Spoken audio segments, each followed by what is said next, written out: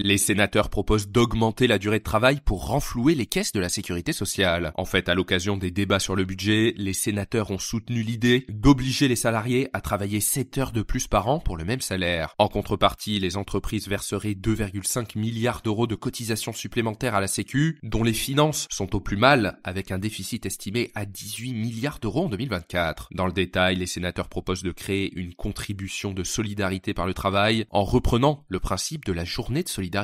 Pour rappel, la première journée de solidarité a été instaurée en 2004 et est habituellement fixée le jour de la Pentecôte, et celle-ci vise à financer des actions en faveur de l'autonomie des personnes âgées ou handicapées, notamment pour les EHPAD. Et dans les chiffres, la journée rapporte environ 3 milliards d'euros dans les caisses de l'État chaque année, ce qui a représenté entre 2004 et 2020 37 milliards d'euros. Et donc, en échange du bénéfice de ce travail gratuit, les entreprises versent aujourd'hui à la sécurité sociale une contribution de 0,3% sur les salaires, et donc l'amendement fraîchement déposé propose de faire passer cette contribution à 0,6% tout en augmentant la durée de travail de 7 heures dans le secteur public comme dans le privé. De quoi donc dégager environ 2,5 milliards d'euros pour la sécurité sociale. Nous verrons si l'amendement sera définitivement retenu ou non, je vous tiendrai au courant.